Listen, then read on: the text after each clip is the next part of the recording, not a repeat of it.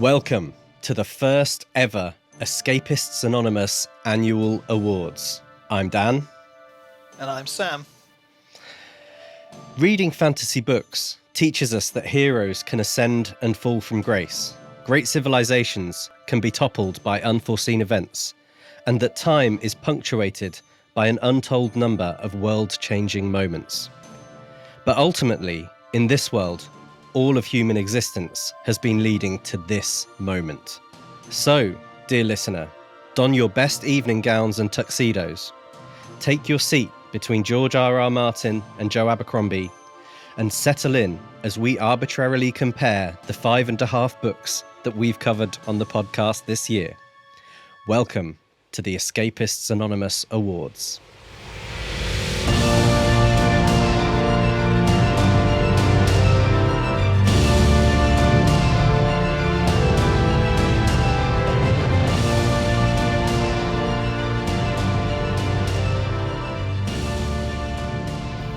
Ladies and gentlemen, please welcome to the stage your two hosts for this evening, Dan and Sam. Oh, thank you so much. No, you're too kind. Thank you so much. I'm so surprised I got this gig, to be honest. You know? Yeah, it was an enormous shock when I got the call. So, we thought we'd do these awards, because it's nice to have a kind of a recap at the end of the year. And, you know, after much thrashing of potential subjects and what we could do, potential awards, we've narrowed it down to technically 6 awards. We'll be opening with best and worst protagonists, because we need to know who we thought the best and worst characters in these books were, the ones supposed to be leading these series. Just to make it controversial. Yeah, we're going to have, while we're very much emulating the Oscars, it's nice to have a bit of the Razzies in there as well. And then best Indeed. Antagonist coming up next, because some books need a good baddie. Then we've got best world, best plot twist, which I'm looking forward to. That could be a big one.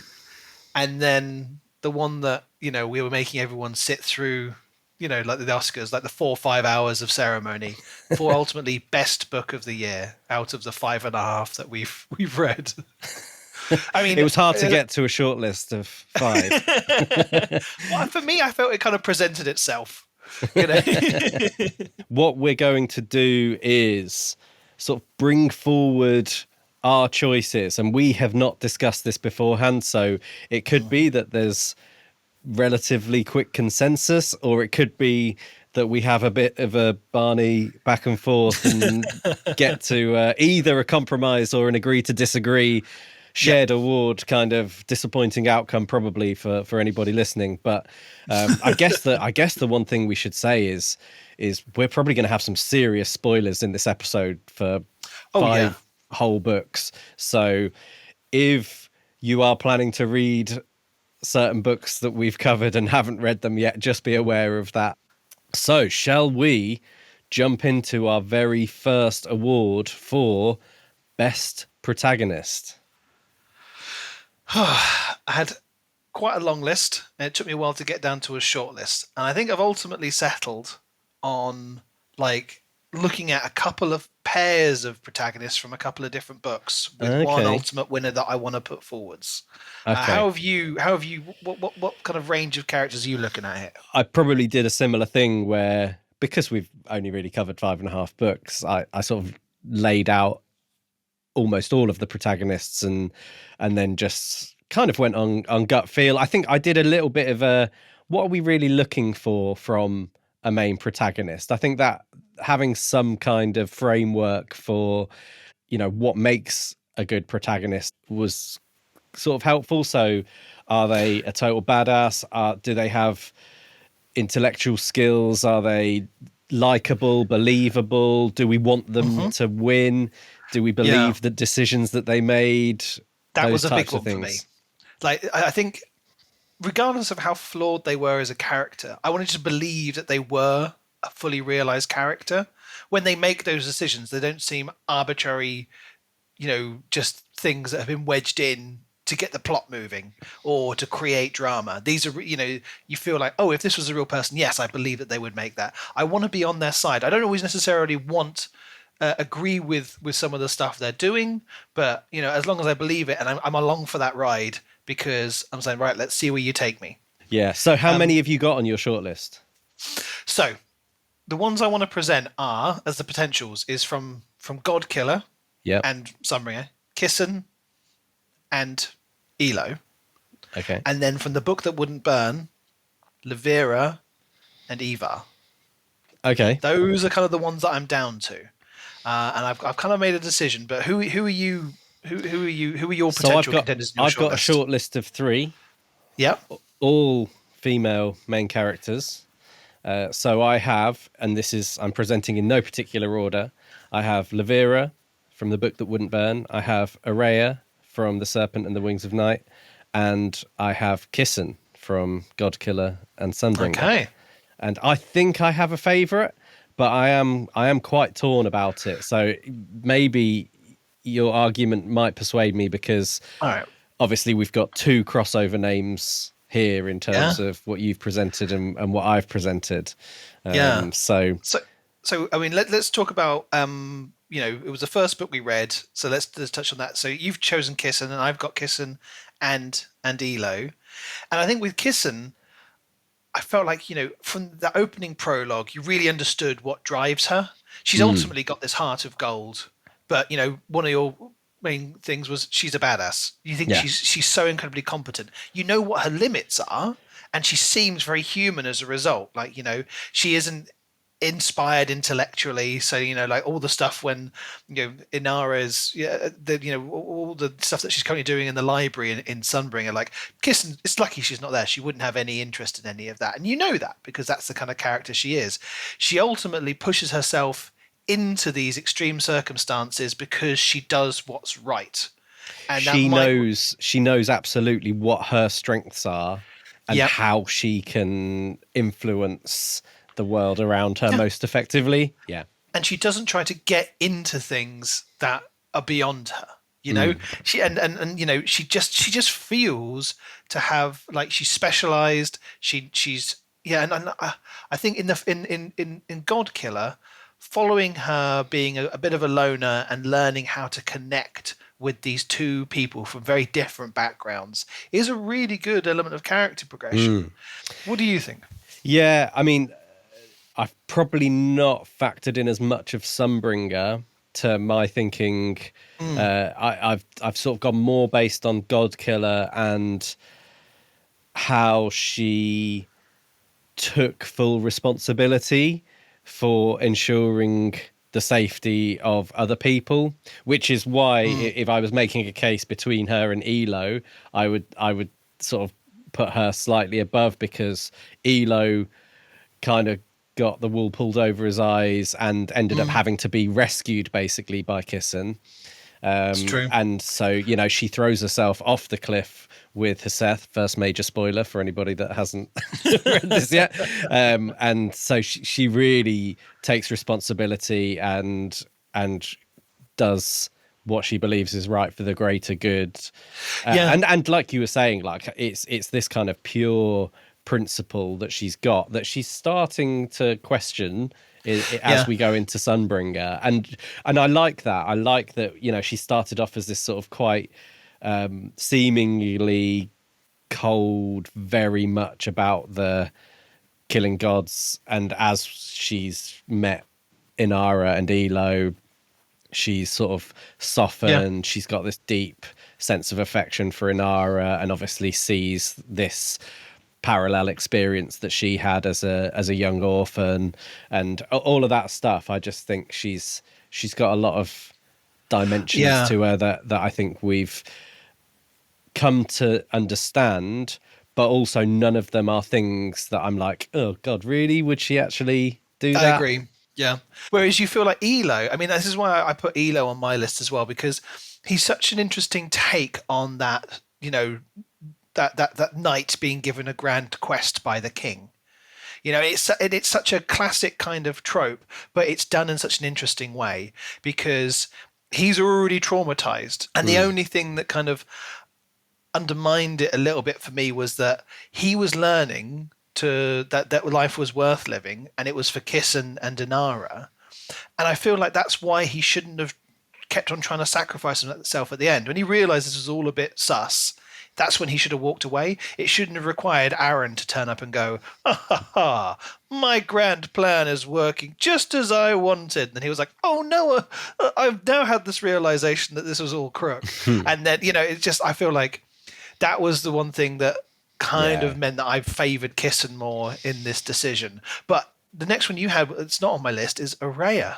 Yeah. Like, honorable mention, I think, from me. Like, I think she turned out to be a much more enjoyable protagonist than I was expecting. I'll talk more about how I felt that about. So like, I think Araya is on my list as an honorable mention, really, because I think the two I'm torn between are Kissen and Levira. Araya, it's the whole sort of underdog, badass. She is the only human in this. The Moon Palace full of vampires who ultimately would tear her throat open and drain her blood as soon as look at her. But she has, developed this inner strength, resilience to deal with it. There are flaws within that, and perhaps we'll discuss them in a later section. But I'm happy to move on to Levira and Ivar, I think, to narrow down for this award. I think just one quick thing with the Ray is like, she has that spiky defensiveness. Yeah. And, it's completely understandable about why, because of how she's been brought up. And then when she finally starts to lower it, and then Rain, that dog, just betrays her. It means you really sympathize with her, and you're like, okay. I understand those motivations and why she hates him so much, because I hate him for what he did, for I'm that still betrayal. angry. Still angry. Rain, still sore. But then with Eva and Levira, I felt like they were such a good duo, constantly kind of going around each other. So even more than Kissen and Elo, these two felt so entwined in each other's stories, even at a distance early on. I really like how their romance is going. I mean, how complicated it is, how they never really saw each other face to face for so long. And, going forwards, whatever happens in the next book, Levira's now become his mother, because of course she was the assistant for his formative years. And so like, how is Eva gonna deal with that, being like, mummy? Yeah. I think for me, I haven't got Eva on here because it felt, as much as I loved their relationship, the book That Wouldn't Burn, felt like it was more about Levira than it was Eva, in terms of sort of the breakdown of how much of Levira we got to spend time with versus how much of Eva we got to spend time with. He felt more distant until later in the book, as did him and all of his siblings. Like only when they're really revealed to be Kenneth that you're kind of like, oh, now I can get to know them more. There's not something being hidden from us. Exactly. Yeah. And I think it was very much that kind of, we can't spend too much time with him because otherwise we'll have to give away something. But I loved Levira as a character. I really liked her from the very beginning. She immediately just came across as this very bright, inquisitive, and brave child who, she had these sort of leadership tendencies where she sort of filled a space where other people were too afraid to do things, and then that kind of just develops throughout in terms of when she gets to Krath City and all the way through to like her relationship with Eva, and even when they find out the big sort of reveal, she's still very open. Yeah, but when she's torn about like what she just realized, like, and she retreats from him, it's all entirely believable. Yeah. And there was those core personality elements, her constant inquisitiveness, that didn't end up being this kind of like petulant, I know better than you. It was, I mean, I think kind of justified, because whenever she, pushed through and fought against the system, she was ultimately proven right. It's like she was following her intuition. Yeah. And by And by having all of these questions, by going and doing all this stuff, she's the one propelling the plot forwards. Yeah, so I love Lavera. I mean, do you want to put your number one pick on the table? It's Lavera. Really? You go for kissing. I went for kissing, yeah.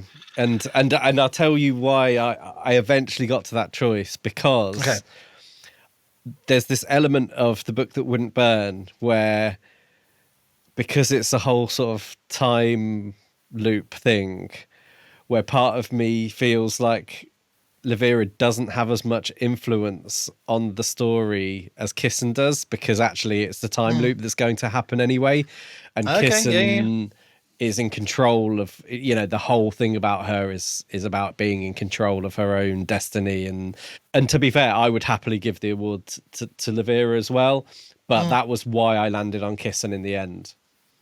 Okay. Yeah, I see But that, and I like that point about she's constantly trying to wrest control, even though, as we see in both Godkiller and the first bit of Sunbringer, the gods are still very much trying to pull the strings, and she's fighting back every single step of the way. And for me, I'm curious about what will happen with Lavera going forwards, because she's ended up in this situation where she is disconnected. She's almost got too much knowledge compared to everyone else. I'll be happy to give it to Kissen. okay, we've got our first Escapists Anonymous Award winner of the evening. Best Protagonist 2024 goes to Kissen.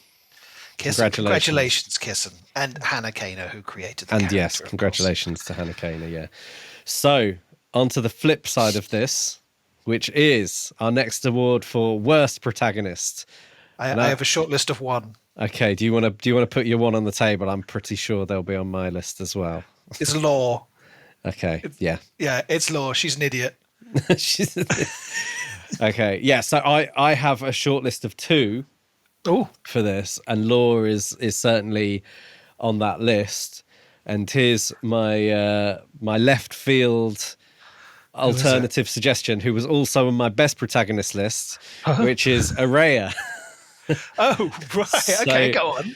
So for me, and this may well just be an honourable mention type of thing, but saying I wish Rain had won the Kajari is one of the stupidest things I have seen, certainly that I've read this year. I'm like, what? Why?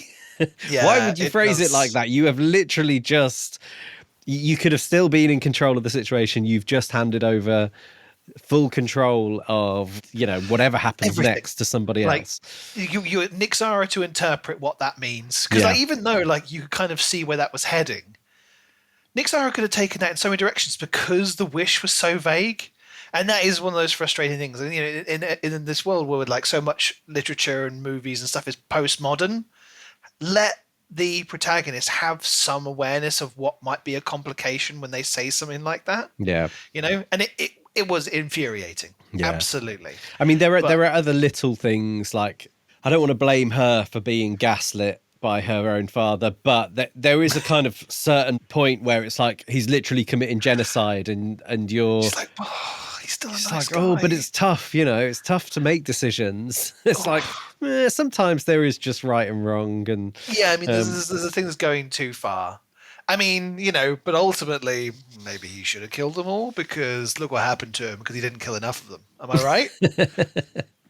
I'm going to say that Vincent's my new favorite protagonist. Yeah, he was wronged. Yeah, but you've been gaslit as well now. He's do we have a best gaslighter award for no, we don't. But no, but there'll be someone from that book. Actually, or either that or Foxglove King. I think there's some gaslighting going on there definitely as well. there, yeah. But I think moving on to Law, I am 100% with you. We did talk about this in the final episode where we covered it. I kind of feel like she has zero influence on the story whatsoever. Oh, she's so passive. Yeah. And that's not necessarily all of her fault, but even the whole sort of plan to bring her in is kind of totally pointless. Ultimately proved pointless. And she's a terrible spy.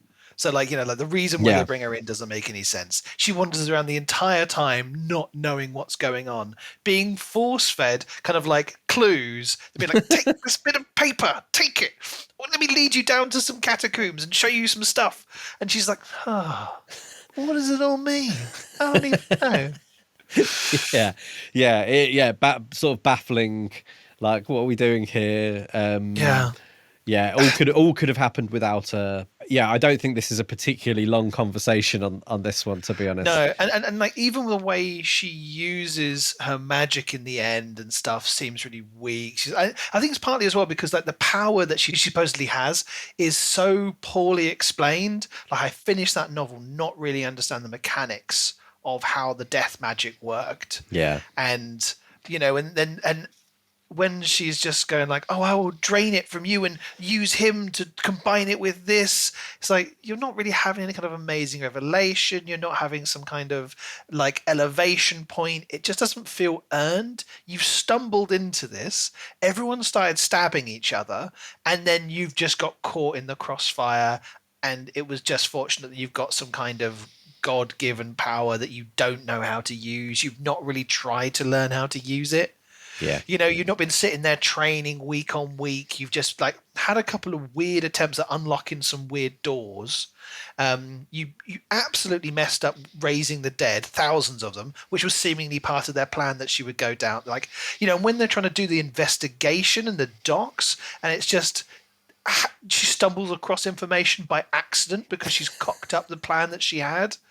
Like, there's nothing impressive about her. No. Like, yeah. Absolutely worst antagonist. Congratulations, Law. Yeah, you get the wooden spoon worst protagonist award 2024. Congratulations, and I mean, enjoyed reading your hapless sort of muddle fun. through the story. So now a very interesting award, because I struggled quite a bit with this one. Best antagonist. And I think it's because quite a few of the books don't have a clear-cut antagonist. And this ties into one of my other gripes of the year that isn't just me annoyed at the Foxglove King, but when you've got a book series that's going to be 2, 3, 4 books, and you want to have a big bad, and you introduce them in the third act of your book, you're not going to have a very well-developed antagonist for your opening book. And you're going to potentially miss out on a Escapists Anonymous award. Ultimately, what were they thinking? Yeah. I mean, get your priorities right. Yeah. But I mean, just in terms of telling a story, because some of them, you can understand why they lacked a clear antagonist, because it's about people exploring the world. In Godkiller, you've got these potential ones, but it's about them going on a quest. They're going and doing a thing. Yeah. In the book that wouldn't burn, they're investigating the mysteries of a space. That's ultimately the story that we're telling. Yeah. And the things that we think are antagonists prove not to be it, and then there's the many twists and turns of that. But you've got some of the other books had some obvious baddies. Some of them are terrible, and some of them are actually pretty darn good. So who's on your? Do you have any more thoughts about that, or do you want to reveal some of your? No, shortlist? I think you're right. I think in Godkiller, it felt very much like almost the world is the constant jeopardy that they're facing, rather than a particular bad guy. And you've got all of these gods and stuff. But I do have an antagonist from Godkiller, who I think possibly might be my strongest option, and I have one that may surprise you as well. Okay. So I've got King Aaron. Okay. Who I think actually was, the way that all worked was quite well developed as the introduction of an antagonist. Starting from boyhood friend to going to backstabbing megalomaniac. That was a strong setup for hopefully where the story's going, and potentially it's something that's a little bit more, like we were saying, tangible as he's the bad guy. And then my second option, having just dragged Foxglove King through the mud, is Anton. Really? Yeah. Okay. We have entirely different lists, I think. Maybe I put him on just because he was more of a tangible thing that I could grasp onto. Yeah. But what I quite liked was the religious fanatic, Hmm. and I actually found, certainly in that last sequence where it all went a bit mental, I really liked his calmness around like his absolute faith that he was doing the right thing, and the way he talked about it. I was like, oh, he's not like evil bad guy. He's like, I genuinely believe in my own dogma. And so I actually thought that was a stronger part of the book. Whether the way that the book was written around it sort of lent itself to that strength is potentially another question. But I thought he had strengths as a main antagonist.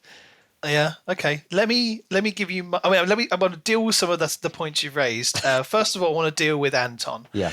He benefited from being alongside August, who was a terrible bad guy who just got like Yeah. drunk the whole time. Was just like, I hate you, and I want you dead. I hate my son. Yeah, I want him dead. I want you dead. I want everyone dead. And me to live forever. And you're like, okay. But with Anton, I still feel that there was that. I am very evil, but I don't realize I'm evil because I'm driven by faith. Yes, but he also doesn't come across as a very smart bad guy because his plan at the end just involves like, Yeah. gonna stab my brother, gonna stab you, and what was next? Oh, extract death magic. Let's go. And like, he has to. There's a ball involved in the whole thing. It's like, you don't need those people there. Now, your point with Aaron is good, but it means that I have a counterpoint to that one. So the first person on my shortlist is someone who is present as a goodie for the entire thing and then turns out to be a baddie at the end. It's Rain. Rain is one of my potential for best antagonist because he made me fall in love with him, and then he stabbed me in the heart. He absolutely betrayed me like a dog. Like for him to have done that, and for him, and similar, I guess a bit like Anton as well. Like he thought he was doing the right thing the whole way, and there was that conflict where he was on side with Araya, but then when it came to it, he made his call. He knew what he was doing. He didn't have to make that decision at the end. And what's happened is more bloodshed, killing. Ultimately, the humans are going to be suffering. I don't think he's really going to be stopping too much of the societal change. He's doing it as a complete dictator, and he's just as toxic as Vincent was. And I think he's an absolute scoundrel. What do you think? So, yeah, in my head at the moment, Rain's not even necessarily qualifying as an antagonist. I just don't think we know enough about what his sort of next actions are going to be and whether he might fulfill the things that he's actually talked about caring about and all of those things. So whilst obviously, we do feel betrayed, he's definitely not been upfront and transparent about what his, he was going to ask for if he weren't, and all of those types of things. I guess, I'm annoyed with him, but I think within the context of the story and maybe even the genre of having these like we were talking about, morally questionable leading main characters, he's still not necessarily the bad guy yet. Maybe just because the hurt's still so fresh. Yeah. So that's one. Okay. And then the other is Raikama from Six Crimson Cranes. And I know there's the other side of it. She ended up being actually a goodie, but she is the one driving the plot as the supposed antagonist for the vast majority of that book. And while she ultimately proves to be good and it was all kind of a misunderstanding, she did still make a lot of those decisions for her own selfish motivations, and she was using magic that she couldn't control. She needed to I need to get them away. I can't have my secret uncovered, so I'm going to just, send them all away and send them off to safety. Oh, they've become cranes. Like, she was using stuff she didn't understand, and she loved the kids. She really did. And it was when she died, it was a really moving moment in the book. But for the majority of when you're reading it and you kind of, and while we suspected that she wasn't fully bad, I think from the position of Shiori, she was the baddie for a lot of it. And I felt like the baddie in Shiori's head and her brother's head was a very good villain. You know, the evil stepmother who's cursed them all, and she's sitting there doing her evil machinations back in the palace. And I think, you know, when you compare about her kind of presence within the story compared to the ones who we're supposed to see as villains, you know, like the Wolf and Lord Yuji, like she's so much more impressive as a character. And ultimately, if you want a conflicted villain, then she's the one for you because you know, like she has these different motivations. Whereas Lord Yuji and the Wolf, when they turn up, is like, I am actually really evil, and the Wolf's like, yeah, stab in the back. No, I'm actually more evil because I just killed an evil guy, so I must be even more evil. Yeah, so I hadn't thought of Raikama because she ends up being a good guy. And yeah, you do make some good points there. I guess this sort of comes back to what we were talking about, like what do we classify as a as an antagonist? Do they have Like, to end up as a bad guy? Do we have to be 100% sure of what their motivations are? yeah, Or is it more about the actions that they actually carry out throughout the book, and that's going to yeah, and determine what we class them as? if we have like a look at it, just someone who does evil stuff for evil reasons and is a bit of a, you know, just a bit of a dog, then you've got Zyrina slash Guiyar as well, I suppose, as another option. But because she's a minion under some pretty rubbish main antagonists, it means that she's an honourable mention at best. Yeah. But what we're left with is we don't have any overlap on our lists. So So is how are we Aaron going not to? on yours? Aaron is not on my list of potential antagonists because he is ultimately introduced too late, and I think if you want to have that reveal of I'm doing something horrible right at the end, Rain takes it for me because his is Yeah, so much worse. but the whole thing's been set up from the beginning. So what he does at the end reframes what he's done at the beginning Yeah, yeah, as yeah. a kind of manipulation of Elo's good nature and you know, an exploitation of his love. I think the way he's developing in Sunbringer makes him a much more interesting antagonist. I think by the end of that book, or you know, because we were predicting that maybe he would even be defeated by then, or like the god version of him would have taken over. Yeah. I think he would have been a really interesting antagonist. But I feel like I'm just not there yet with him. So who's your pick? Raikama, as much as I hate Rain, you're right. We don't know, and you know he's going to try and rectify it. And I'm talking from a lot of hurt, from being Okay. so invested in Araya Yeah, and yeah, yeah. Araya's romance with him. So I'll put forward Raikama as my strongest choice, and you're putting forward Aaron. Yeah, I'm but guessing. I can go for Ray Karma. I think it's an interesting one, All and right. it's not something that I'd thought about, but I can be won over by that, and we'll see where Aaron goes Yeah. How in the about next few episodes. in the second annual Escapists Anonymous Awards, he'll probably be a real good contender to win next year. Well, So indeed, yeah, because we're going to be covering in the first couple yeah, of episodes of 2025. We'll be covering the yeah. rest of Sunbringer, so he will be a So qualifying candidate at the very he least, will and be. we may well even cover the final book Yeah. if we feel like it. It's so it's just not your time this year, Aaron. You know, it's you know, Try even harder. if it turns out like, you know, it's kind of like a Leonardo DiCaprio situation. Like they eventually win the Oscar, but not for the film you were expecting. Like, oh, Yeah. it should have been for Godkiller. Oh, they're just giving it to him because of Sunbringer. But we'll see. Oh, thank you. Well, yeah, no, I'm glad Raikama took the gong. Yeah. So So congratulations, Rakama, yeah, and yeah, from Six Crimson Cranes. It's yeah, that's come out of left field for me, I have to say, but an interesting one.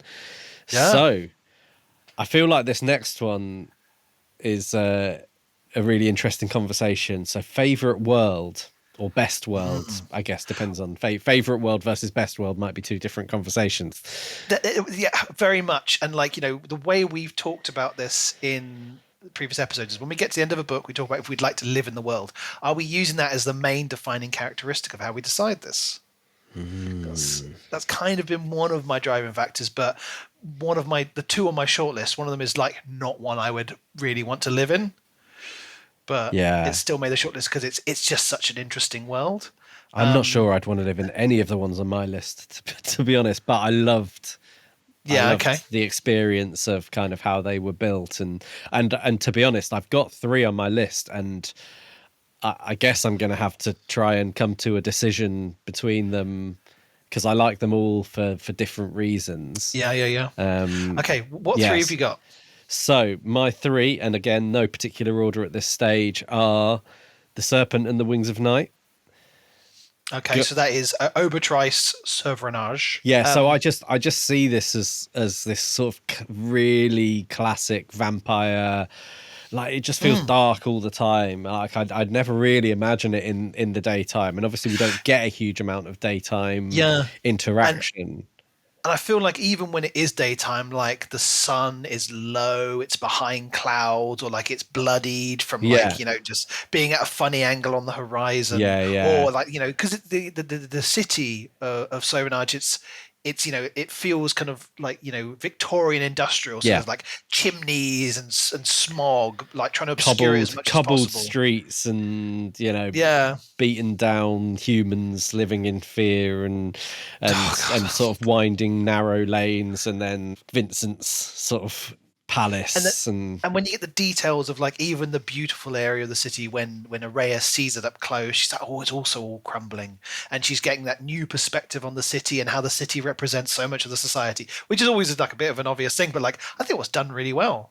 yeah, So that would be a third place if I was to put have a third one on my list, okay, but it is just because it's just so horrible. It's like no one's nice. Like no, the humans are having a bad time. The vampires are all kind of like just hostile to each other. Like, I can't imagine there's a single person in that world who's just been like, I'm doing all right. Yeah, just ticking along. yeah, just having a good time.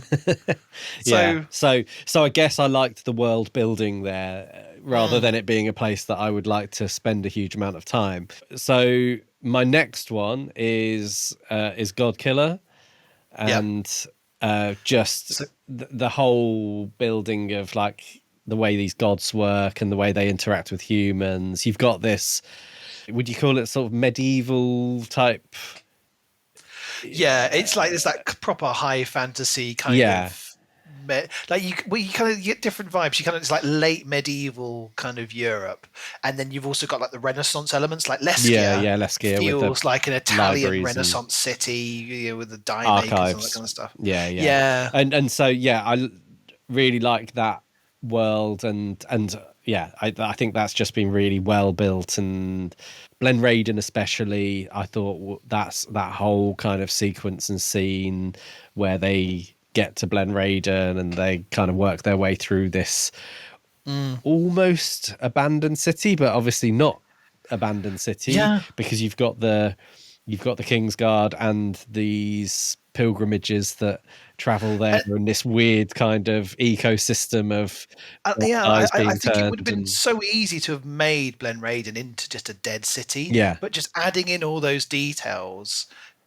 upended my expectations of what they were going to see when they got there. yeah, And I agree that Midran and all those other surrounding kingdoms, they're so interesting, so well realized. Every single little detail gets thrown in. It's you can tell Hannah Kane is having a lot of fun with a little god here, a little thing there, a little reason why people do stuff. The mechanics of the gods are really good.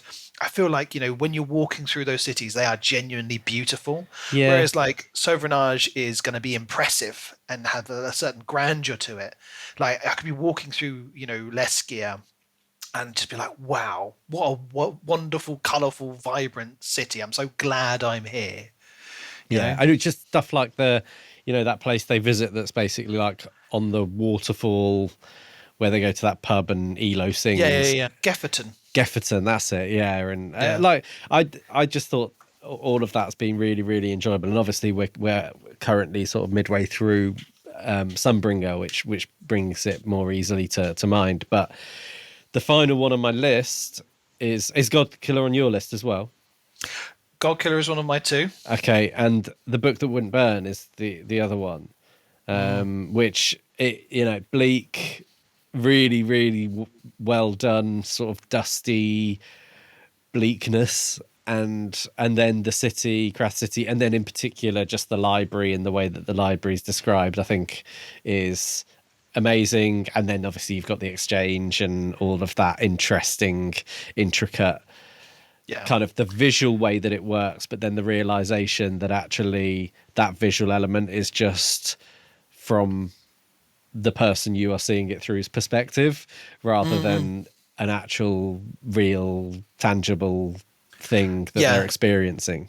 The world plays with your perceptions through the use of perspective. Like it's really cool. I mean, you have so many questions about it, and I feel like, as they kind of, potentially walking out into a whole other new library at the end of the book, you don't feel like they're walking into a space that you can ultimately predict, because it also again feels so different from the one we've got used to, because you've got this infinite parallel worlds going on. You know, he can take it in so many different directions. Yeah. And the one thing that kind of bugged me a little bit about it is this fine line that he walked between sci-fi and fantasy. And I know that sometimes, what is it? Technology so far removed from our own is indistinguishable from magic or whatever it is. Yeah. But there are still, like, you feel almost like subconsciously there are different rules that govern those settings. And when you have those kind of, like, not just the exchange, but also when they get inside the mechanism, I feel like some of the rules around it verge on almost some kind of supernatural thing, whereas I feel like it should be more sci-fi based and there should be more kind of like technological rules governing it. And the fact that you've got, Levira is like now a ghost. She's like, like, how does that tie in with a lot of this? Is that her existing outside of this particular plane of reality? I want to know more. So while I'm really enjoying the questions, I worry if I poke at it too much, that world falls apart just a little bit, even though it's so amazing. And so I'm always kind of like a bit apprehensive about where it's going to go next. Yeah. Especially after all the revelations that we've had in book one. I don't know how Mark Lawrence can continue with having more kind of like mind-blowing, expanding things going on, where I'm not like, either this has gone too far or I don't buy into it. But we'll see. Yeah. I think he's treading the finest line out of all these world builders. Of it could fall down in the second book. He's built it up so well in the first one. So I think for me that's why for me it was the library and Midran. But I lean towards Midran because it has the most potential to be a nice world. You can have a good life, and it's just like I could see myself like having a few little gods that I'm like keeping happy just to help boost up my life a little bit. Just you could live in one of these beautiful cities which have these great histories and all this amazing architecture, and it feels like it's a society that, even though it's going through troubles, still works. There's not like mass famine. I feel like in Midran, if you just maybe you lived in like a small town or a village that wasn't a big city, you could pretty much steer clear of all of the politics and controversy that's going on. So yeah, I'm happy to give this one to Midran because I did absolutely love Godkiller, and I'm currently really enjoying being back in it again. No. So give it to Midran. Okay, so congratulations again to Hannah Kaner on winning Best World 2024. 2 awards for Hannah Kaner now. Oh. So next up, Best Plot Twist. Now this is the one where I had the longest list because I was really thinking through, and there are some good ones, and there are ones that we predicted because we like to have our little predictions and guess what's coming, and there's a few of them we kind of saw coming, and there's other ones. And ultimately, my winner is one that I didn't really see coming until it was happening. Is going to be the winner for me. Okay. Well, do you want to throw some at me that you've got? Okay, I'll go through a few of them. So I had a few from the book that wouldn't burn. So Levira and Malar are the assistant and the soldier. Malin turns up. He's working for Jaspeth, and he kills Yamala. Big turn. Ivar is a Canith. Then I've got Raikama isn't the baddie in 6 Crimson Cranes. Rain's an absolute turd in Serpent and the Wings of Night. Another one from there is Vincent has nuked Salanai. And then lastly from Godkiller, Aaron is an absolute turd. Yeah. So what have you got from that list? So my 3 are all on your list. Okay. So I've got Rain's surprise request from Neaxia, so I want to be king, please. That's a very polite way to phrase it. Yeah. I've got I've phrased it as Levira and Eva realizing that they are both Sabbers. Oh, yeah, okay, yeah. So I thought that was really strong because it worked in both directions as a twist. Yeah. And then King Aaron betrayal of Elo, I really didn't see that coming. And I don't know now, thinking back, whether I should have done, but I Yeah. think it was done really well. Yeah, I mean, so for me, my top two are the ones that I didn't see coming. Aaron is an absolute turd, or however you phrased it, and Eva is or Eva and Levira are each other's Sabbers. Yeah. So those are the two big ones for me. So I think if we can just take that short list down to those two, unless there's others that you want to feel need a bit of discussion. No, I think they're the two strongest.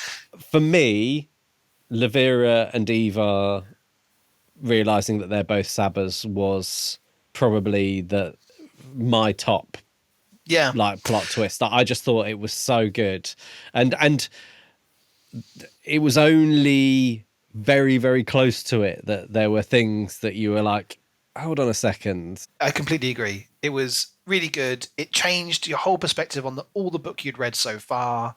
It has so many implications for how the characters interact going forwards. It meant that you could just, suddenly you could then embrace Eva and who he really was, and that's when I said his siblings and himself come more alive. Yeah. When they're who they are. They're going off into the exchange as well, and they're all given that new, fresh perspective. And I felt like that's what I can't wait to see them as central characters in the next book. Yeah. But even just the way it dropped, where you've had all this kind of hinting, and then they get back into the exchange and Clovis is like there and attacking. And it's like this super high intensity moment where all of a sudden, as a reader, you're like, oh, what? And it becomes obvious where Eva's like shouting at her Clovis. Yeah. And you're like, what the and all of a sudden it all makes sense. And the way that Mark Lawrence has set it up as well, like it goes beyond your expectations, because there's all those implications like, hey, well, Sabbers have their own language. They wrote books too. Maybe Sabbers aren't all that bad. And so I'm going down this path of thinking, oh, well, we'll meet some and they're decent people. There's a little enclave of them. It's like, oh, we've been seeing it from the perspective of that enclave this entire time. Yeah, it set expectations and by far exceeded them in terms of revelation. Yeah. So, and Aaron's revelation is also very good. I do enjoy it, but I do feel he hams up a bit too much with his kind of monologuing at the end. And it means that we can now get to know him a bit more in the second book in very a similar way to Ivar and his siblings. But yeah, for me, I think the winner has to be the revelation in the book that wouldn't burn, right? Agreed. Yeah. Agreed. So best plot twists of the year goes to the book that wouldn't burn, Mark Lawrence. Congratulations. I feel like that's the first one that we've given there, which I'm surprised about. But now, and at last, we move on to the big one, the book of the year, as per the Escapists Anonymous podcast. Have you got a long list? Is it a short list? It started off with 5 books, right? If I'm honest. And then, I've shortened it down to 2 with a third honourable mention. Okay, yeah, I've got 2 on my list. So, what have you got? I've got The Book That Wouldn't Burn and Godkiller. Yeah, those are my 2. Serpent and the Wings of Night gets a most improved almost kind of thing, like, because I started with low expectations of that book, and by the end of it I was like, this is way better than I was expecting. I think like, it did.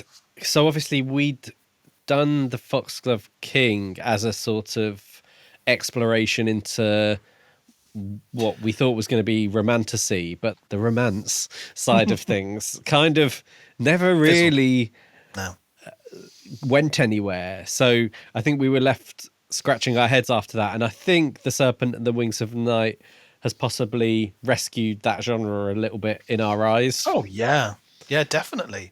Like, this is what that genre should be. Yeah, I enjoyed it. Yeah, like all the storyline around it was great. I mean, again, like the whole Kajari thing was rubbish, but in terms of believing in the characters, believing in the romance, and ultimately having your heart broken, that was all very effective. Yeah. But we're agreed on the top two.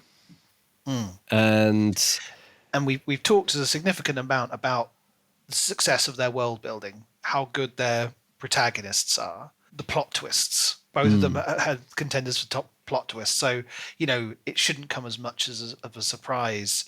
But is there anything else that you want to add that might sway in favor of one book or another?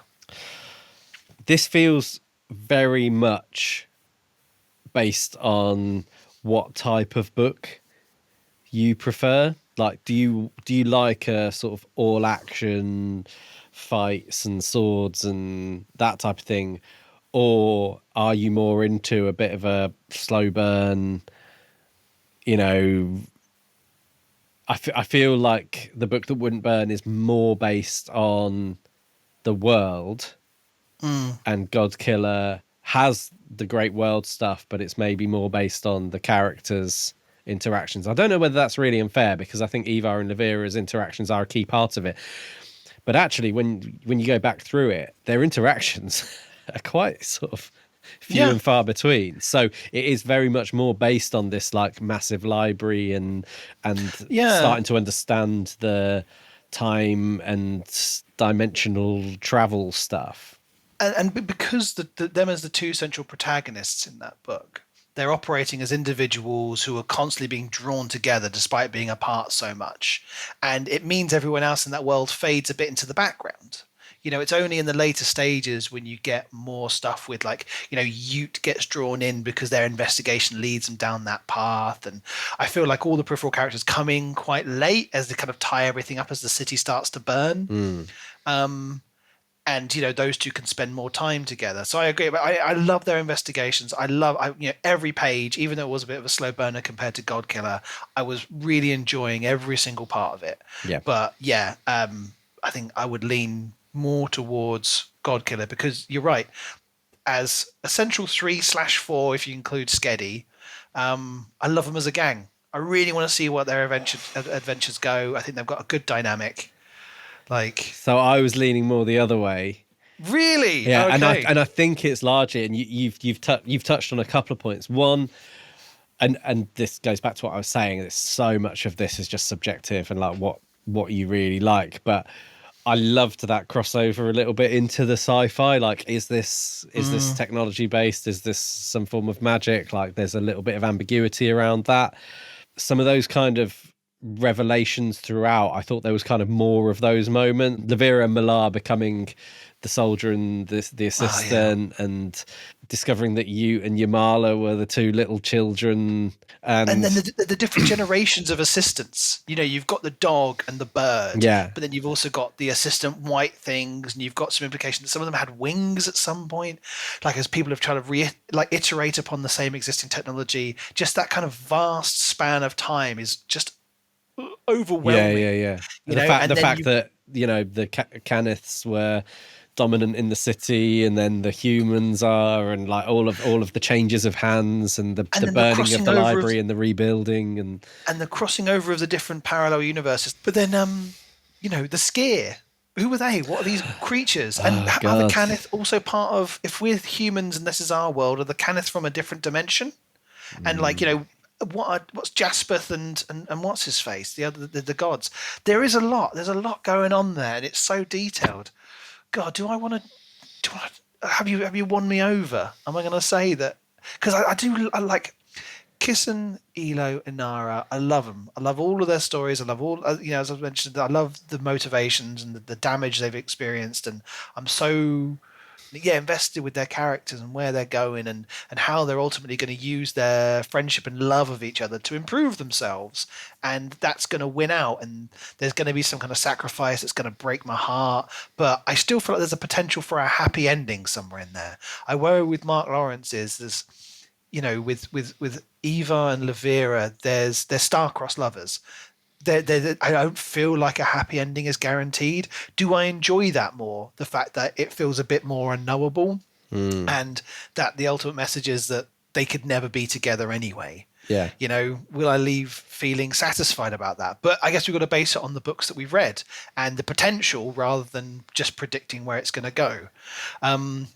how set are you on the book that wouldn't burn? I could go with the book that wouldn't burn. I'd be happy with it because it's a more complex kind of world. I did this one more on a gut instinct, and like the book that wouldn't burn was a clear winner for me. But I absolutely love Godkiller, and I wouldn't begrudge Godkiller being the book of the year. I think for my tastes, the sort of added complexity and all of those things lean me towards the book that wouldn't burn. Let's do it. Book that wouldn't Okay. burn. Just Damn because I don't want to sound like a basic bitch who just likes simple fantasy. Okay, well, we have our prestigious Escapists Anonymous Book of the Year decided then. It's The Book That Wouldn't Burn by Mark Lawrence. So congratulations to Mark Lawrence. What do we have? 4 different winners of Yeah. awards? So we've got 2 for Hannah Kaner's Godkiller. We've got 2 for Mark Lawrence's The Book That Wouldn't Burn. We've got 1 for 6 Crimson Cranes. 6 Crimson Cranes and 1 for probably unwanted one for the Foxglove King. So I've got a final question for you to finish off this episode, and this may take you by surprise. So if you need time to think about it, I'll give you my answers first. But it's what would you like to maybe explore or try or achieve in 2025 in relation to books for the podcast? I have one answer that immediately leaps to mind. I want to do what a lot of people see as original hardcore fantasy. Because a lot of the stuff feels very modern. And I want one that feels like an absolute tome that has dark plot lines, is like a really dense set of political plot lines, and not quite like a George R. R. Martin, like a kind of a well-built Tolkien-esque world that's proper high fantasy that doesn't really have too many modern trappings of that reflect the modern world. I want something that's maybe come out recently but has a lot of that going on in it. Okay, that'd be exciting. That'd be good. So I have 2 things that have come into my head. One that's been in my head for a while, and one that has popped into my head a bit more recently. So the one that's been in my head for a while, really probably since we were reading The Book That Wouldn't Burn, is should we delve into a proper sci-fi, a full-on sci-fi book, for even if it was just one, just to mix things up. And I know we're the fantasy fiction book club, and if purists might get upset about that, but I kind of just think they're the same genre, but one has like technology-based things in. And we could do a single episode on a novella, a sci-fi novella.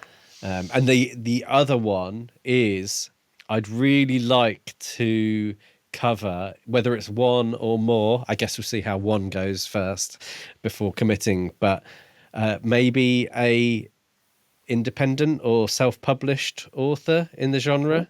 So just to, I don't know, like support what is actually kind of quite a big portion of the market these days, much like lots of other things. It's become much more accessible to be able to publish your own books and have them on Kindle Unlimited or even publish paperback actually, but there's lots out there, and I see them on TikTok and Instagram when I'm sort of looking after our social media pages, and I'm sure there's some really good stuff that we could delve into. I'd be well up for that. Yeah, definitely. So one question for you then in return. Yeah. Every single book that we've read this year has been the opening book of a series. Now we've already started on the Sunbringer, for the second one in that series. Are there any more? And I can predict, I guess there's going to be one at the very least. Are there any more of these series that you would like us to continue this year, that the listeners can look forward to hearing more from those series? Yeah, I think very, very predictably, given what we've just given the Book of Yeah. the Year award to, I would like to follow up with the book that wouldn't burn, which I think the next one is the book that broke the world. Maybe. And I think the third one is coming out in the next few months. Ooh. So there's all sorts of options available to us. But yeah, so that would be exciting. The others, I have to say, I am not necessarily as bothered about following up with. I don't know about you. Yeah, Foxglove King. It's a no from me. Six Crimson Cranes. Well, I did enjoy quite a lot of it. I think it's something I'd be happy to leave behind in favor of picking up a new series. Yeah. Or just going off into a whole different area of like fantasy, like you say, self-published, some really deep, dark fantasy, that kind of stuff. The closest one would be Serpent and the Wings of Night, but I mean, just because it's a duet, maybe it's because it'd be simpler to finish, but I'm not in any rush for us to get it done. I think I'd like to start a few more series and pick up some others that, we could really enjoy and get into more. Yeah. But, so there's the potential for that one. So, listeners, if you really have strong opinions about which ones you want us to continue, let us know, because those are where we're leaning towards in 2025. Yeah. Yeah, indeed. If there are particular books, whether they're self-published, independent, or you've self-published a book out there and want us to read it. Yeah, so independent authors, hit us up and we might check you out and spend a few episodes talking about your work, which would be super fun. And yeah, if you want to get in touch, if you're watching on YouTube, you can leave a comment down below. Also like and subscribe and all that stuff. If you're on social media, at Escapists Anonymous Pod on Instagram, Facebook, TikTok, leave a comment, send us a message, let us know what you think of all of the books we've read this year, whether you agree with our decisions or not, and yeah, anything that you think we should cover next year that we might not have heard of, that we should spend a few episodes covering. And if you're listening on Spotify or Apple Podcasts or anywhere that allows you to rate and leave a review, do so. That helps us out. That helps us to reach more people. And we will be back in the next episode covering chapters 17 through to 37 of Sunbringer by Hannah Kaner. So we'll be picking up where we left off at the end of the last episode. So join us then and have a great Christmas and New Year. See you in 2025. We'll see you in 2025. All that's left to say is goodbye from me. And goodbye from me.